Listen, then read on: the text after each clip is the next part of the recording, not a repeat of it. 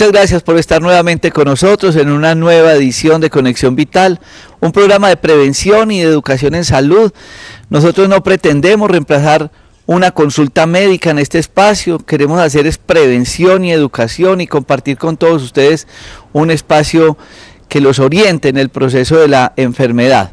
Hoy con este lindo mural del maestro John Jaime Morales, estamos en nuestro parque médico a media cuadra de la iglesia de la Pradera en Dos Quebradas. Queremos compartir con todos ustedes uno y muchos más temas para que cada día estén ustedes mejor en sus procesos de salud. Quiero hacer una gran invitación. Tenemos en Expo Futuro este junio 7, sábado, una tarde de conferencias. En Expo Futuro se va a llevar a cabo una gran actividad de salud, una gran actividad de muestra empresarial de todos los profesionales de la salud de esta región con entrada libre. Y estaremos en un ciclo de conferencias con Albert Ronald Morales, que viene desde España, autor de los libros de Frutoterapia, con su último libro, La fruta, el oro de los 1000 colores. Un hombre reconocido a nivel internacional por la investigación que hace sobre la frutoterapia. Estará en este gran evento dictando una conferencia el sábado a partir de las 3 de la tarde con entrada libre. Y yo estaré dictando con él también otra conferencia sobre los procesos de desintoxicación de colon. Y también estaremos hablando del proceso de la enfermedad desde el alma. Expo Futuro los espera este junio 7. En las horas de la tarde, sábado, con entrada libre para que encuentren la Feria de la Salud y de la Belleza. Y hoy, como todos los días, queremos compartir con ustedes temas importantes de salud. Y un motivo grande de consulta a nivel nacional e internacional es la enfermedad gastrointestinal. Y para eso tenemos un especialista que es el gastroenterólogo, un profesional de la salud que a través de métodos diagnósticos como la endoscopia, o la colonoscopia, con la ayuda del patólogo, quien interpreta y estudia las biopsias. Esto una base importante para que nosotros podamos entender el proceso de la enfermedad gástrica. Cada día nosotros vemos más personas con este proceso patológico. Y lo triste es ver que muchas personas siguen manejando ese gran problema gástrico sin un diagnóstico, y estamos viendo al cabo de los días personas que estaban tomando omeprazol, ranitidina y antiácidos y demás para ese problema gástrico que no era una gastritis, era un cáncer, y lo estaban cubriendo por procesos de automedicación. Lo mismo a nivel del colon, esos cambios en la deposición, esos sangrados, esos cuadros de estreñimiento crónico, esas diarreas crónicas, que ustedes terminan manejando con muchos medicamentos y que realmente lo que tienen de base son procesos graves. Es muy importante que ustedes entiendan por qué nosotros tenemos que remitir, por qué tenemos que hacer un equipo interdisciplinario. En nuestro caso en Manizales y acá en nuestro parque médico en Pereira tenemos gastroenterólogo, patólogo, tenemos ginecólogo, ecografista, flebólogo, odontología neurofocal, psicoterapia, quiropraxia, láser, apiterapia, tantas cosas, porque una sola golondrina no hace verano, porque tenemos que hacer equipo, porque tenemos que estar en un proceso de estudio y de diagnóstico serio para un tratamiento correcto. Por eso, hoy estaremos compartiendo este espacio con nuestro gastroenterólogo, el doctor Luis Guillermo Rojas González, una persona que se ha dedicado a este proceso de estudio y de diagnóstico, y esperamos que todos ustedes estén muy atentos para que entiendan el proceso de la enfermedad gastrointestinal, para que ustedes consulten oportunamente, para que ustedes entiendan el por qué hay que invertir un dinero para hacer estudio y no tener que hacer esa cola interminable de meses en una EPS a ver si de buen corazón nos mandan una endoscopia o una colonoscopia. Unos exámenes que además ofrecemos con un costo muy bajo, porque es una endoscopia por 150.000 pesos o una colonoscopia por 250.000 pesos, pero que cambian totalmente el pronóstico de la enfermedad, cambian totalmente el curso de un síntoma que muchas veces en manos de ustedes es automedicado y están tapando enfermedades muy graves. Quiero que después de esta píldora de optimismo y este corte comerciales estén muy atentos al tema de la gastroenterología con el doctor Luis Guillermo Rojas González. Ya regresamos. Una clara muestra de cómo hacer de la cocina una farmacia. Alimento de proteína de soya con linaza, avena, jengibre, extracto de malta y pitaya. El estreñimiento está opacando a la humanidad. El estreñimiento es una de las enfermedades más graves que pueda tener el cuerpo humano. Master Fibra les ayuda en la formación de pre y probióticos. Además, es una gran ayuda para el manejo del estreñimiento. Ahora en tiendas naturistas. Ahora las píldoras de optimismo son para tomar. Ha llegado Optimés, suplemento dietario para elevar los estados de ánimo. Optimés con guaraná y complejo B aumenta la energía que se necesita para mantenerse activo todo el día. Optimés, exclusivo de Manimés. Pedidos en Manizales, teléfono 883-0299. Vamos a hacer un recorrido por las patologías consideradas de las más frecuentes de motivo de consulta a nivel nacional e internacional, que es la enfermedad gastrointestinal. Y para poder entender este tema hay que hacer ese recorrido completo desde la boca hasta el ano, pasando por varias vísceras. Y qué mejor que un gastroenterólogo para hacer esta explicación de una manera muy práctica, muy didáctica, el doctor Luis Guillermo Rojas González. Muchas gracias, médico, y gracias por estar con nosotros en Conexión Vital. Un saludo muy especial para toda la teleaudiencia de este programa Conexión Vital.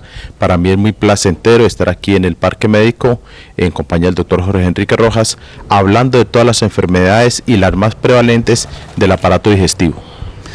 ¿Qué pasa, doctor Luis Guillermo, que hay tanto motivo de consulta?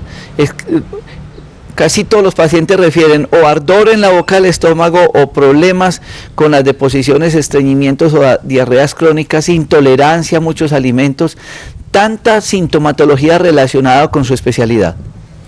Es importante que tengamos en cuenta que la mayoría de las enfermedades que tenemos en relación al aparato digestivo tienen mucho que ver con dos actividades fundamentales en nuestra vida diaria, y que es la alimentación, en esencia la forma como nos alimentamos, la selección de los alimentos que consumimos y también los altos niveles de estrés, angustia y ansiedad que presentan las personas frente a diferentes situaciones, ya sea de orden laboral, de orden familiar, de orden económico. Entonces estas dos grandes situaciones, el tipo y la forma de alimentarnos y el estrés, son los que influyen en el funcionamiento del aparato digestivo, y este funcionamiento obviamente se ve afectado por todos estos síntomas que van a desarrollar los diferentes órganos que componen el aparato digestivo.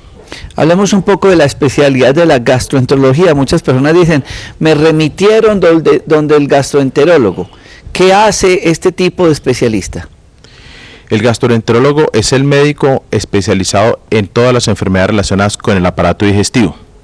Adicionalmente a todas estas enfermedades del análisis clínico y juicioso que tiene que hacer el médico, tenemos unas herramientas diagnósticas que son las endoscopias digestivas, que nos van a ayudar a diagnosticar y a orientar el tratamiento adecuado de todas las enfermedades relacionadas con el aparato digestivo.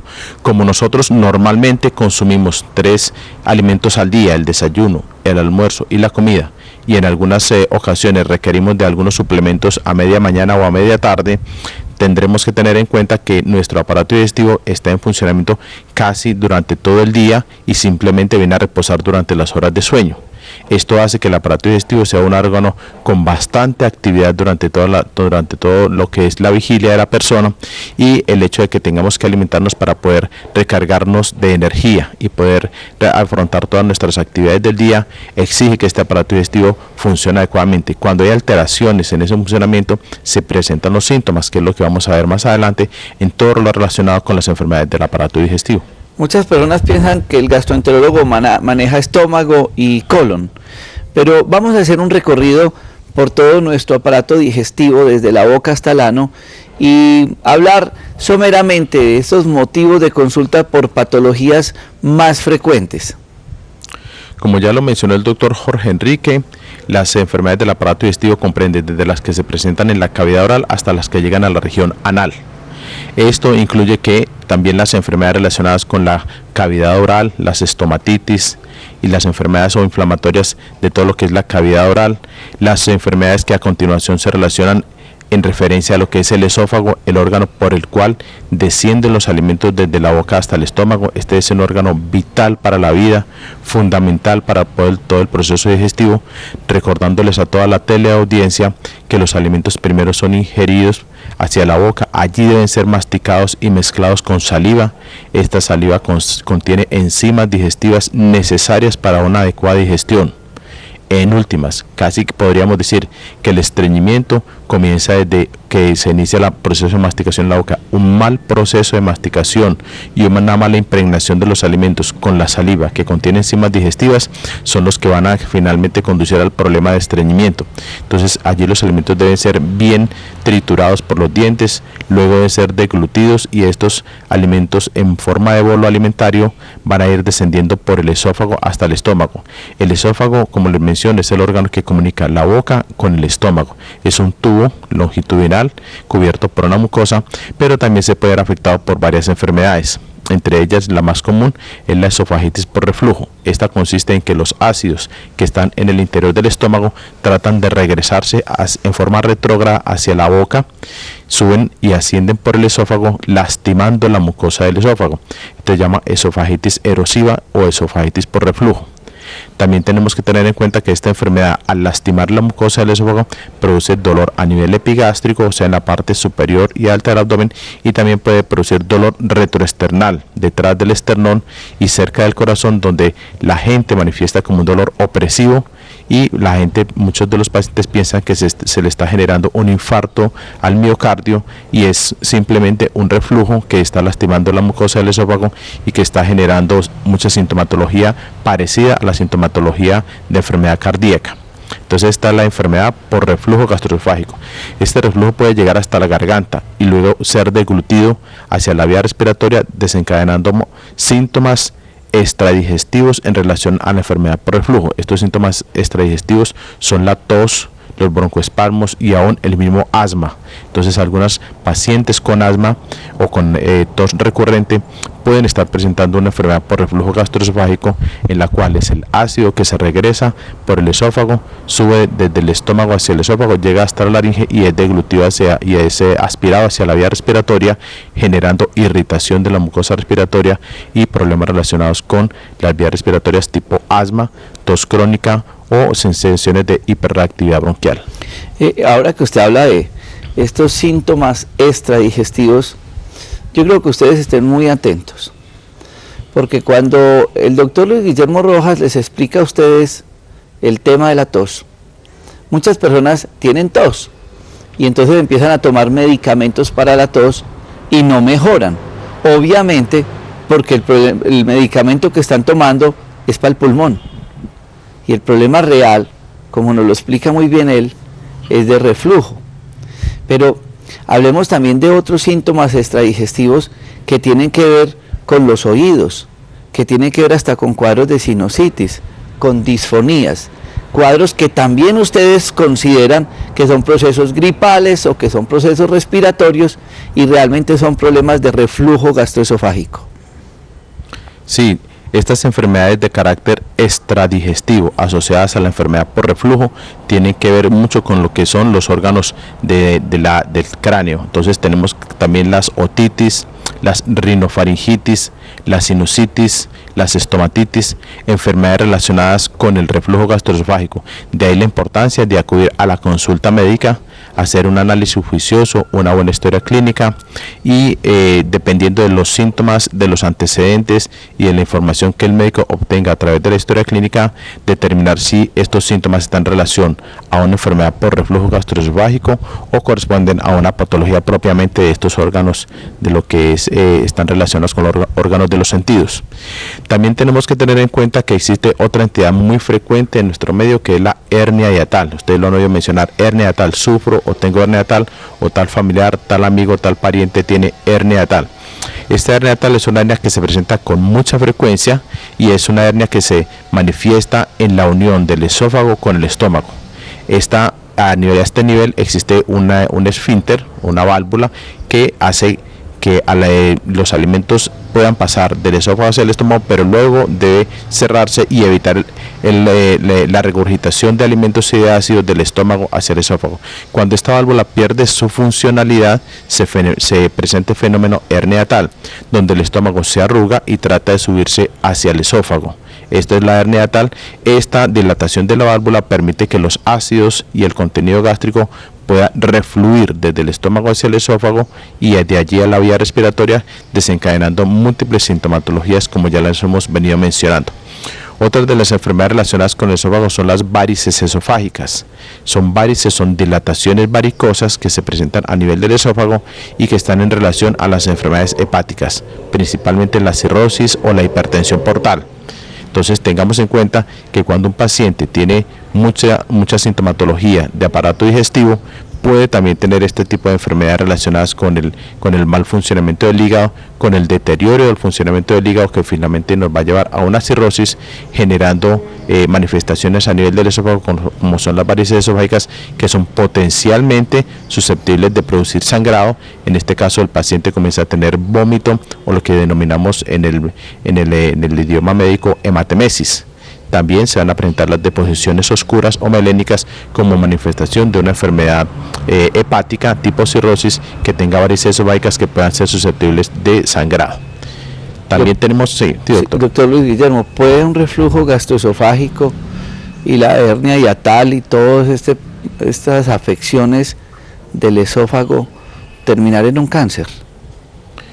Sí, es importante esta pregunta porque el reflujo gastroesofágico es el ácido que se regresa del estómago hacia el esófago. El esófago está preparado para el tránsito de alimentos y no para el tránsito de ácido.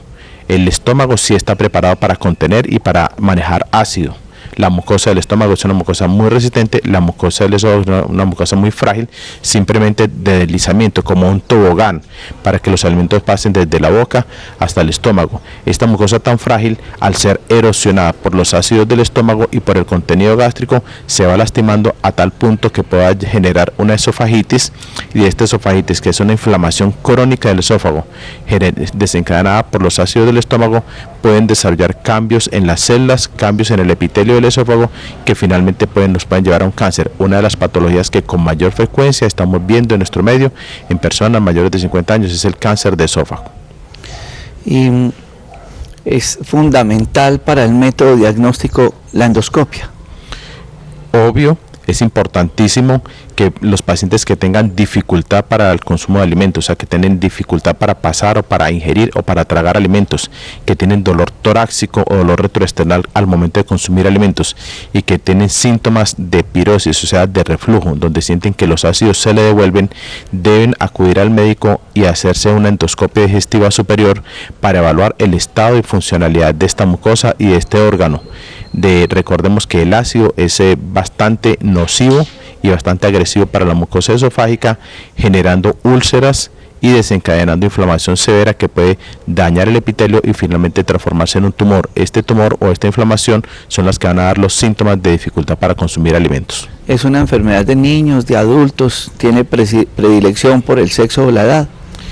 El reflujo puede presentarse a cualquier edad, desde los niños, desde los infantes, desde los recién nacidos hasta las últimas décadas de la vida. En cualquier edad puede presentarse el reflujo, pero el cáncer sí es más frecuente en personas mayores de 50 años. Entonces, de ahí la importancia de tener que acudir al médico a hacer una consulta adecuada para evaluar todo el contexto del paciente, el contexto de su enfermedad actual y definir en un momento dado si es un reflujo por alguna alteración en la válvula a nivel del esfínter esofágico inferior, o si es una enfermedad que puede estar en relación a cáncer, como son los pacientes que han sido fumadores, consumidores de bebidas alcohólicas o pacientes que han sufrido reflujo por largos años y que no han sido tratados adecuadamente.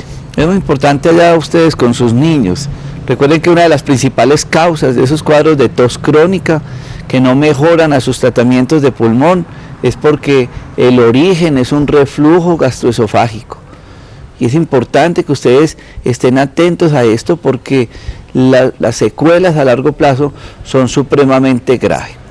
Y luego de pasar por esa parte importante anatómica, vía respiratoria alta y esófago, entramos a un campo muy autodiagnosticado por ustedes, que es la parte gástrica. Y es frecuente que ustedes lleguen a la consulta y lleguen ya con el diagnóstico. No es que tengo gastritis, tengo un problema en el estómago, sin ningún estudio, de pronto sin ninguna evaluación médica. Hablemos del estómago y de todas esas patologías que cada vez son más frecuentes, doctor Luis Guillermo.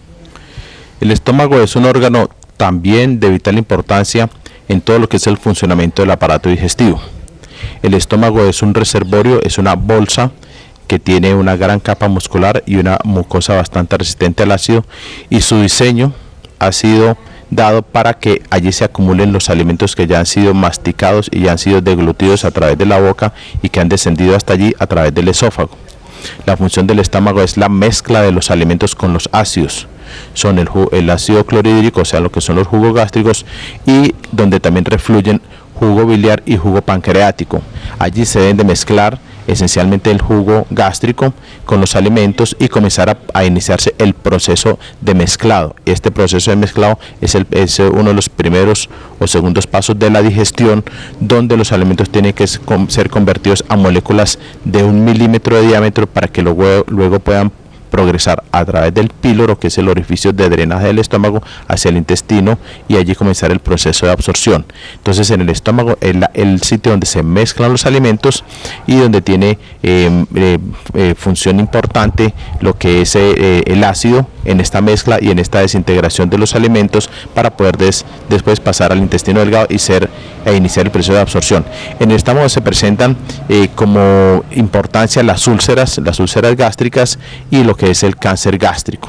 Entonces tenemos que tener en cuenta, como lo dijo el doctor Jorge Enrique, que no debemos automedicarnos, y si esa autoevaluación simplemente dice que tenemos una gastritis, debemos ampliar esa información, compartirla con el médico y eventualmente a través del juicioso análisis médico indicar algún examen como la endoscopia digestiva que nos permita evaluar el estado y la estructura de esa mucosa, evaluar los pliegues, la distensibilidad, la funcionalidad, la integralidad de la mucosa y evaluar si ya tiene alteraciones tipo úlcera, gastritis, o que se está desarrollando alguna alteración mucosa más importante, como puede ser un tumor gástrico o que llamamos cáncer gástrico.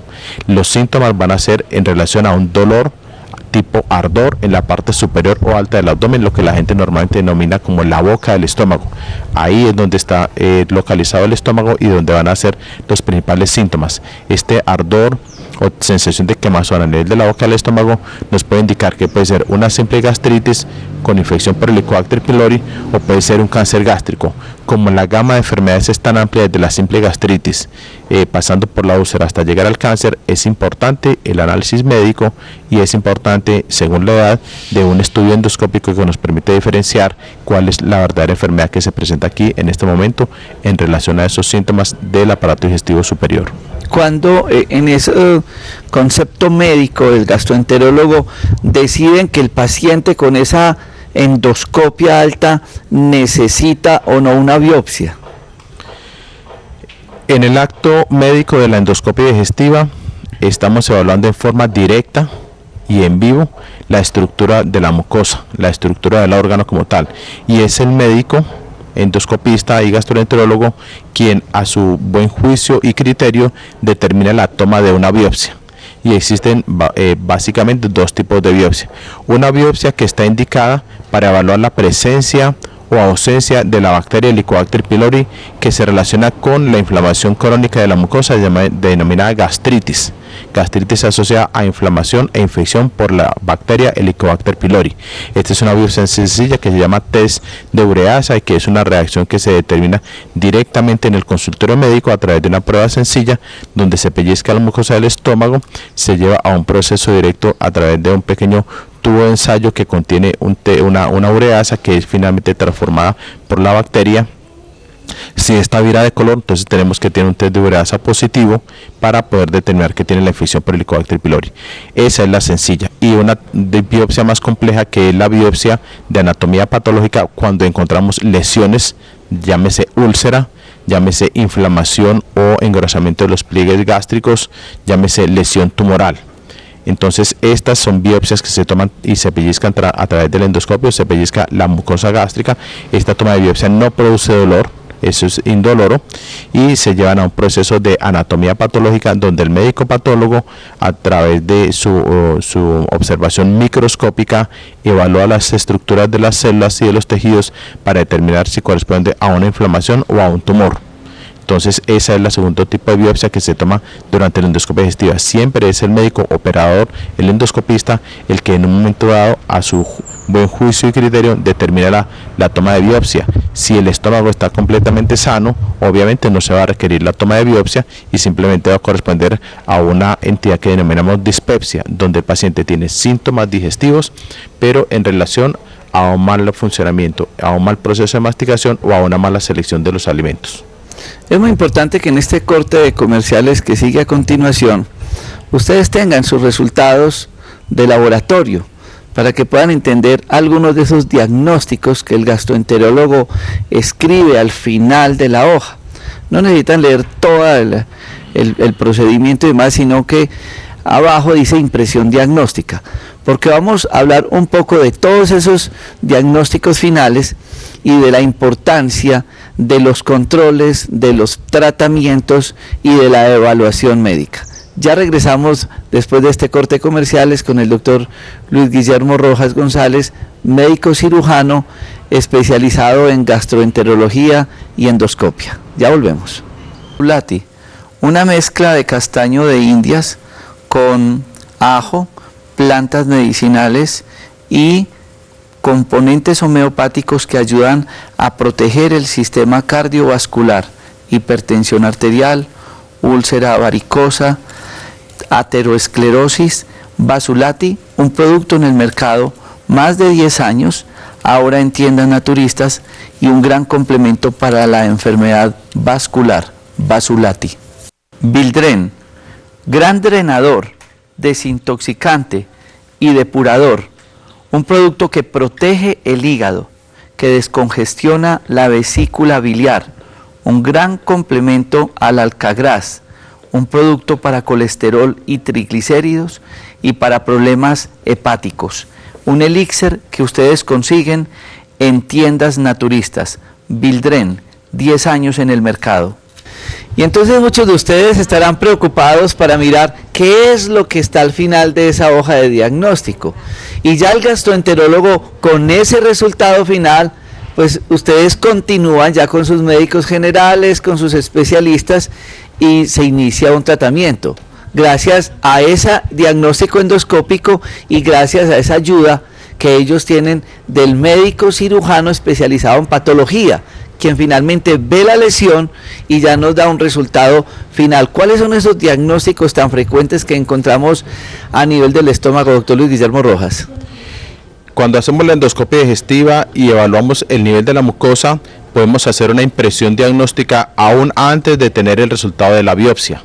La primera, y que con mayor frecuencia observamos, es la gastritis antral eritematosa. Y denominamos gastritis antral eritematosa aquella inflamación crónica y superficial de la mucosa del estómago en la parte más baja, que se llama el antro, que es como una especie de cueva que tiene el estómago y es donde se encuentra el sifón o el píloro, que es el sitio por el cual los alimentos transitan desde el estómago hacia el intestino delgado. Esta región que se llama antral, por eso le llamamos gastritis antral, es inflamación de la mucosa. Pero también existe otro diagnóstico que con frecuencia observamos, que es la gastritis folicular, donde vemos esta mucosa gástrica en forma de folículos o pequeños montículos que se ven a través del endoscopio, se visualizan muy bien, perfectamente, y esta gastritis está muy en relación a la infección por la bacteria Helicobacter pylori, del cual trataremos más adelante. Entonces tenemos lo que es la gastritis antral eritematosa y la gastritis folicular. por infección de Helicobacter. Otra gastritis que vemos con frecuencia es la gastritis erosiva, donde se evalúan y se observan pequeñas erosiones, pequeñas lastimaduras en la mucosa y que pueden estar en relación a infecciones crónicas o en relación al consumo de ciertos medicamentos que son antiinflamatorios o que ocasionan erosión sobre la mucosa del estómago. Esta gastritis erosiva la vemos con mucha frecuencia porque la gente se automedica y comienzan a tomar para cualquier dolor, cualquier tipo de analgésico o antiinflamatorio. Finalmente estos medicamentos puede que calmen el dolor de cabeza o el dolor de espalda, pero causan un daño importante en la mucosa, generando también gastritis erosiva y obviamente una sintomatología bastante desagradable porque genera bastante incomodidad. Luego a través de la endoscopia encontramos estas erosiones y finalmente pueden transformarse en úlcera. También vamos a encontrar las úlceras gástricas que pueden estar en cualquier región del estómago, predominantemente en la parte inferior del estómago, entonces ya úlceras gástricas del antro y úlceras gástricas del cuerpo gástrico.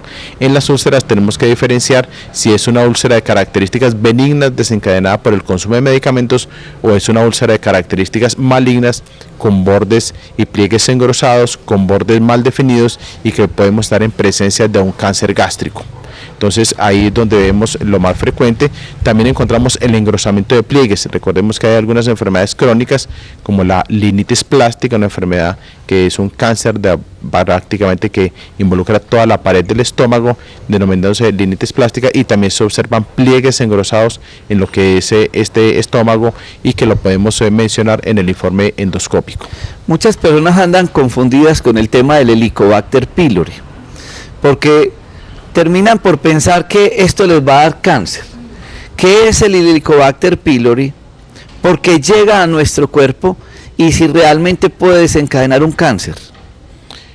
El Helicobacter pylori es una bacteria que es muy común y muy frecuente en nuestro organismo, especialmente en el aparato digestivo. Ella tiene una predilección de alojarse allí en el estómago y en la mucosa gástrica porque ella le gusta el medio ácido, donde están los ácidos del estómago. Es una bacteria que la adquirimos al consumir aguas crudas o alimentos lavados con aguas crudas, como frutas y verduras lavados con agua cruda, o al consumir jugos con agua cruda. Esta bacteria, que es básicamente una bacteria que se aloja en la mucosa, que tiene predilección por esta región del cuerpo, es la que va a desencadenar una inflamación crónica, una respuesta inmunológica que termina siendo una inflamación crónica de la mucosa. Y se llama gastritis folicular o gastritis por irritación o inflamación del Helicobacter pylori. Esta bacteria la poseemos el 80% de la población latinoamericana, digamos en los países de América Latina, donde las condiciones de salubridad todavía no son óptimas para toda la población, la posee el 80% de nuestra población. Pero solo el 1% de estos pacientes que tengan Helicobacter pylori van a desarrollar cáncer gástrico. Entonces es importante que a través de este medio y a través de este programa identifiquemos que no todos los pacientes que tengan la bacteria Helicobacter pylori van a desarrollar cáncer gástrico. Se requieren dos condiciones fundamentales. Una, la susceptibilidad del huésped, que el paciente tenga en su composición genética una predisposición para desarrollar cáncer, y esto lo observamos y lo analizamos a través de la historia clínica si hemos tenido familiares nuestros de línea directa como padres, tíos o hermanos que hayan sufrido cáncer gástrico. Si tenemos esta línea directa de padres y familiares con cáncer gástrico y tenemos la presencia de la bacteria Helicobacter pylori, debemos obviamente acudir y hacer un tratamiento adecuado para tratar de erradicar la bacteria. También tenemos que tener en cuenta que aparte de tener la susceptibilidad del huésped, tenemos que tener el tipo de bacteria, Helicobacter pylori, en su cepa más patógena como causante del daño de la mucosa. O sea, no todos los Helicobacter pylori son tan dañinos, hay unos que son más dañinos que otros. Entonces también hay que saber identificar a través del estudio de anatomía patológica, a través de una biopsia endoscópica, y de un cultivo de biopsia, podemos identificar el tipo de bacteria que en un momento dado está ocasionando nuestra irritación gástrica, y si es de aquella bacteria que es potencialmente la que puede desencadenar el cáncer gástrico. Entonces ahí es donde entra a jugar vital importancia la endoscopia digestiva, el análisis del médico observador, del médico endoscopista, la toma de una adecuada biopsia y la intervención de un patólogo, de un médico especializado en estudios de anatomía patológica que nos identifique el tipo de bacteria, el tipo de inflamación, la gravedad y la severidad de esta inflamación, la cantidad de bacteria que puede haber en un momento dado en el área y el tratamiento adecuado para erradicar esta bacteria. Entonces recordemos, solo el 1% de los pacientes que tengan la bacteria van a desarrollar cáncer gástrico, teniendo en cuenta la susceptibilidad genética del individuo y las características y agresividad de la bacteria Helicobacter pylori. Y como todo, siempre está la pregunta: ¿qué fue primero, si el huevo o la gallina? Entonces, uno podría pensar que la gastritis siempre va acompañada de Helicobacter, o puede haber Helicobacter sin gastritis o gastritis sin Helicobacter. Sí, básicamente es que puede existir la gastritis en Helicobacter, pero siempre que hay Helicobacter hay gastritis. Siempre que hay Helicobacter en la mucosa gástrica hay una gastritis leve, moderada o severa, pero siempre va a haber gastritis en presencia de Helicobacter, porque no debe haber, normalmente no debe haber la bacteria. Nos hemos contaminado y nos hemos contagiado de esta bacteria porque obviamente no todos nuestros acueductos tienen agua potable y porque no siempre desde la edad de la infancia tenemos la precaución de lavarnos las manos, de hacer un buen aseo de las manos antes de consumir alimentos, después de salir del baño, como lo mencionan hoy día las propagandas a través de la televisión, de la importancia de un buen aseo de las manos, y porque tampoco teníamos una sana costumbre de lavar adecuadamente los alimentos, sobre todo frutas y verduras, antes de ser ingeridos.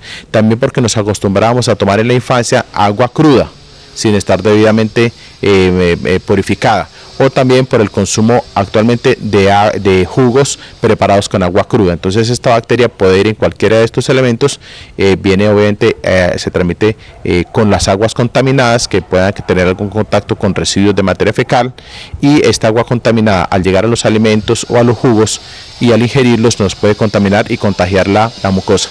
Pero siempre que hay gastritis en presencia de Helicobacter, puede ser leve, moderada o severa, y puede también existir gastritis sin presencia de Helicobacter pylori, como son las otras gastritis desencadenadas por el consumo de alimentos, de sustancias tóxicas como las bebidas alcohólicas, las comidas demasiado grasosas o condimentadas, y también por los pacientes que tienen alto consumo de tabaco pueden desencadenar gastritis por irritación de la mucosa asociada al consumo o a la exposición de sustancias tóxicas. Bueno, conclusión: es un proceso infeccioso, se necesita tratamiento y termina inflamando esas mucosas. Y para continuar con la vía digestiva, queremos sellar este espacio importante del estómago para que no se automediquen, porque posiblemente sea una gastritis, posiblemente sea un cáncer, posiblemente los antiácidos y las cosas que ustedes tomen para las gastritis les va a servir, posiblemente para el cáncer les va a tapar y el proceso se va a complicar. La finalidad hoy con el doctor Luis Guillermo Rojas González es la consulta, la endoscopia. Hay que mirar. No, es que yo creo que es eso, no, miremos que una endoscopia le puede salvar la vida a las personas, y más a los costos tan económicos que se pueden hacer. Vamos a continuar con el resto de intestino y las patologías frecuentes: intestino delgado, intestino grueso, doctor Luis Guillermo. Sí, continuando con el resumen y evaluación del aparato digestivo, pasamos del estómago al intestino. Ya les mencionaba, el estómago tiene un sifón, que es el que denominamos anatómicamente el píloro. Este sifón es por donde transitan los alimentos ya mezclados, ya triturados, han sido previamente triturados en la cavidad oral a través de la dentadura, han sido mezclados con los ácidos en el estómago, una mezcla como una especie de batidora o mezcladora como la que utilizan para mezclar el cemento. Allí el estómago funciona de esta forma, con contracciones y relajaciones. Estos alimentos tienen que ser llevados a moléculas y partículas de 1 milímetro de diámetro y pueden pasar a través del píloro. Luego entran al duodeno, que es la primera porción del intestino, y allí son mezclados con los jugos que provienen del páncreas y del hígado, en este caso lo que es el jugo pancreático y lo que es la bilis. Esta mezcla de jugo pancreático y bilis con los alimentos ya pueden presentarse y formarse el bolo alimentario y comenzar a iniciar el proceso digestivo a través del intestino delgado. Entonces todo este intestino delgado es el que nos va a presentar una mucosa que son aproximadamente 7 metros de intestino delgado, y se va a generar una absorción de nutrientes. Entonces estos nutrientes van a ser absorbidos en forma adecuada por toda la vellosidad y la mucosidad del intestino para ser llevados a través de un sistema circulatorio, que es el sistema porta, hasta el hígado. Porque más adelante vamos a también a mencionar algunas relaciones o algunas enfermedades relacionadas con el hígado, y tienen que ver con este sistema circulatorio donde los nutrientes se absorben del intestino y pasan hasta el hígado. En el intestino delgado tenemos pocas enfermedades, no son muy frecuentes, pero estamos en la presencia de múltiples pacientes con anemia crónica, donde no logramos identificar cuál es el sitio de sangrado crónico que se presenta, y puede requerir algún estudio endoscópico como la enteroscopia para evaluar la presencia o ausencia de lesiones que puedan estar desencadenando pérdida de sangre a través del intestino delgado. También se encuentran algunos pólipos y unos cánceres de muy poca prevalencia en intestino delgado. De ahí este intestino delgado se conecta directamente al colon, o lo que es en la región del ciego o donde está cerca del apéndice. Ahí se conecta al colon y comienza ya el último proceso del digestivo, que es finalmente la formación de lo que es la materia fecal, de todos los residuos no absorbibles, y finalmente el colon tiene una función de absorber y extraer agua para poder continuar el proceso digestivo y formar y concentrar la materia fecal. De ahí que la importancia de la funcionalidad del colon en los temas de estreñimiento crónico y diarrea es vital. Entonces el órgano, al igual que los otros órganos del aparato digestivo, es de vital importancia para que podamos funcionar adecuadamente. Finalmente, la característica y la manifestación de un buen funcionamiento del colon nos va a determinar si el paciente tiene una diarrea crónica o si el paciente tiene un estreñimiento crónico, por las dificultades en la absorción de ciertos nutrientes o el exceso de absorción de agua, y la forma de la inadecuada formación del bolo fecal por la presencia o ausencia de fibra en un momento dado. Entonces vamos a evaluar el colon con todas las manifestaciones clínicas que aquí se pueden presentar. ¿Cuánta distancia hay desde el estómago hasta el ano? Desde el estómago hasta el ano tenemos más o menos unos 8 metros y medio, 7 metros de intestino delgado y 1,5 metros de intestino grueso. Y en ese 1,5 metros de intestino grueso, que es lo que vamos a hablar ahora, vemos mucha patología.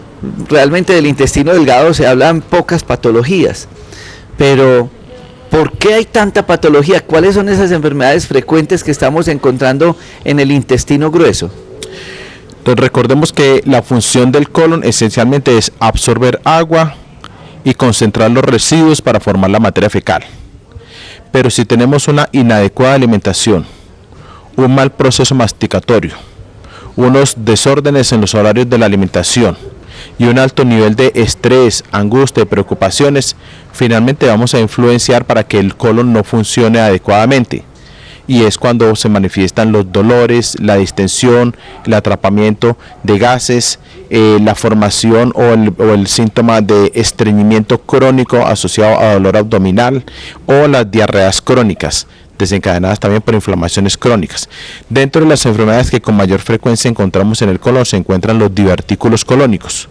Los divertículos colónicos son pequeñas dilataciones en forma de sacos que se presentan en la pared del intestino. Estos divertículos colónicos son de características benignas, no son cancerosos, no se transforman en cáncer, pero se desencadenan por el estreñimiento crónico, cuando el paciente tiene que hacer un esfuerzo demasiado importante para poder evacuar las heces, para poder evacuar la materia fecal. Este esfuerzo defecatorio frecuente, recurrente, asociado al estreñimiento, hace que las fibras de la pared del intestino grueso o colon se dilaten y se formen pequeñas saculaciones o pequeñas dilataciones en forma de sacos que se llaman divertículos colónicos. Estos divertículos colónicos pueden presentar sangrado o pueden presentar atrapamiento de materia fecal. Cuando presentan sangrado se presenta una hemorragia digestiva baja caracterizada por la expulsión de sangre fresca a través del orificio anal, muchas veces sin dolor abdominal. Es un sangrado del intestino bajo de sangre fresca sin dolor abdominal, pero asociado posiblemente a distensión y ruidos intestinales. También estos divertículos pueden atrapar materia fecal y desencadenar dolor y distensión abdominal por formación de gases. Donde se atrapa la materia fecal que queda atrapada en estos divertículos, se fermenta demasiada materia fecal y hay una transformación y una producción exagerada de gases que van a ocasionar dolor y distensión abdominal. Entonces ahí tenemos los divertículos divertículos colónicos. También tenemos los pólipos. Los pólipos son pequeñas formaciones y acumulaciones de células que en principio son benignas, pero que pueden virar hacia la malignidad transformándose en cáncer. Entonces, si bien la mayoría de cánceres del colon se inician en un pólipo, no todos los pólipos terminan siendo cáncer, pero como no tenemos la opción de estarlos mirando en forma permanente como si lo podemos hacer con una verruga que esté en la piel, entonces estas son pequeñas formaciones muy similares a las verrugas que nos dan en la piel, pero que se forman dentro del intestino. Estos pólipos, un 50% van a virar hacia cáncer y un 50% van a permanecer como pólipos benignos, pero pueden crecer a tener tamaños tan considerables que nos obstruyen el intestino grueso. Entonces, de ahí la importancia que cuando tengamos síntomas podamos acudir al médico, pero aún sin tener síntomas y pasando los 50 años de edad debemos hacernos esa colonoscopia para tratar de detectar las enfermedades precancerosas. Estos pólipos pueden determinarse como enfermedades precancerosas. Repito, no todos los pólipos son cáncer, pero sí el 50% son precancerosos. Si a través de una colonoscopia logramos identificar la presencia de estos pólipos y los podemos extirpar y retirar del intestino, podemos evitarnos las consecuencias de un cáncer que vamos a desarrollar mucho más adelante. Y es que muchas personas casualmente tienen el temor de la cirugía, pero resulta que es que a través de esa colonoscopia, con ese tubito, ellos pueden entrar con unos instrumentos quirúrgicos y retirarlos sin necesidad de abrir el abdomen, que es el temor que ustedes tienen. ¿Por qué es importante esa colonoscopia y hasta dónde pueden llegar ustedes dentro de ese intestino grueso y visualizar esa anatomía? La colonoscopia es el procedimiento diagnóstico a través del cual el médico gastroenterólogo o endoscopista introduce un tubito flexible que lleva en su punta una cámara bastante importante, demasiada capacidad de imagen, que logra identificar toda la estructura de las paredes del colon.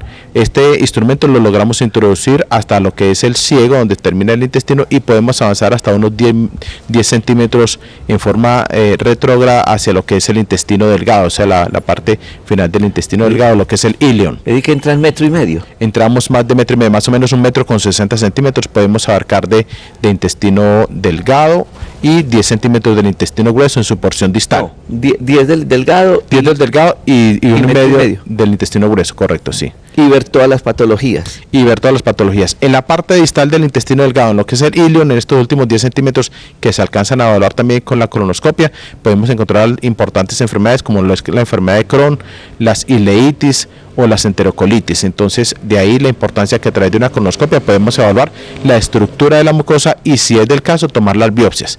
Y en el colon lo que con mayor frecuencia vamos a encontrar son los pólipos, los cánceres de colon y también las inflamaciones de la mucosa, ya sea una colitis isquémica, colitis pseudomembranosa, colitis ulcerativa o enfermedad de Crohn. Entonces son muchas las enfermedades que se presentan en el colon, porque es un órgano que tiene funcionalidad las 24 horas del día, tratando de absorber líquidos y concentrar los residuos formando la materia fecal.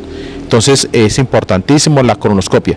Si tenemos síntomas a cualquier edad, después de los 15 años de edad, síntomas de aparato digestivo, entonces, y síntomas recurrentes que tengan que ver en relación a la enfermedad del colon, debemos hacer esta colonoscopia. Si llegamos a los 50 años y no hemos tenido síntomas, y nuestro funcionamiento del aparato digestivo es armónico, es evacuando 1 o 2 veces al día sin necesidad de esfuerzo y una defecación que sea de características normales como se la puede interpretar el médico, entonces debemos hacer la colonoscopia preventiva. Recuerde que es importante prevenir, no esperar a tener el cáncer avanzado, obstructivo, con sangrado, con anemia, con pérdida de peso, cuando ya no podemos intervenir, la intervención ya es demasiado tarde porque probablemente tenga metástasis o siembras. Entonces ahí tenemos que hacer la colonoscopia para tratar de determinar en forma temprana las lesiones del colon. Y finalmente, si para cuando ustedes entran el equipo para colonoscopia se encuentran en el ano las hemorroides, ¿qué pasa? ¿Qué es tan frecuente y qué hacer en esta patología? Las hemorroides son pequeños complejos o paquetes vasculares, son un grupo de venas que todos tenemos en el orificio anal. Todas las personas tenemos hemorroides. Normalmente están desinflamadas si no funciona bien el aparato digestivo. Si no tenemos estreñimiento ni diarrea, estas hemorroides funcionan adecuadamente y su función es mantener el orificio anal cerrado, hacer continencia, no permitir que se nos escape la materia fecal y no permitir que se nos escapen los vientos sin la voluntad o sin digamos, digamos, sin la orden que le puede dar nuestro sistema nervioso o nuestra autonomía. Entonces estos paquetes vasculares, su función es mantener el orificio anal cerrado. Ahí todos las tenemos, pero se inflaman. ¿Cuándo se inflaman las hemorroides? Produciendo ardor, picazón o sangrado y mucha molestia e incomodidad para sentarse. Se inflaman cuando hay mucho estreñimiento, cuando hay mucha diarrea o cuando hay mucha formación de gas intestinal. También cuando abusamos de las comidas demasiado picantes, grasosas y condimentadas, inflaman las hemorroides, y también se inflaman cuando consumimos bebidas alcohólicas en exceso. Entonces tengamos en cuenta que las hemorroides son las venitas que están en el orificio anal, que pueden sangrar, que pueden generar molestia, que a través de una endoscopia y de una colonoscopia podemos evaluar su estado y determinar si requieren tratamiento médico o requieren tratamiento quirúrgico, ya sea ligadura o hemorroidectomía. Hemos tratado de hacer un recorrido de estas vías digestivas. Nos queda pendiente hacer un especial sobre hígado, vesícula biliar y vísceras, páncreas y demás, que le prometemos a todos ustedes, realizado con el doctor Luis Guillermo Rojas González. Ustedes pueden tener mayores informes para este procedimiento, que ya los tenemos en nuestro parque médico también, en el teléfono 330-3975, 330-3975 y 330-7104. 330-7104, también en la clínica Los Rosales, donde el doctor Luis Guillermo Rojas González ha tenido su centro de operación. Esperamos cumplir con todas esas expectativas que ustedes tienen acerca de la gastroenterología. Doctor Luis Guillermo, muchas gracias por compartir con nosotros este espacio. A todos ustedes un saludo muy especial, a toda la audiencia de Conexión Vital, y los esperamos en el Parque Médico y en la Clínica Los Rosales para atender todas sus inquietudes relacionadas con gastroenterología y endoscopia digestiva. Muchas gracias. Y a todos ustedes, mil gracias. No olviden remisión, 12 de la noche. Feliz noche.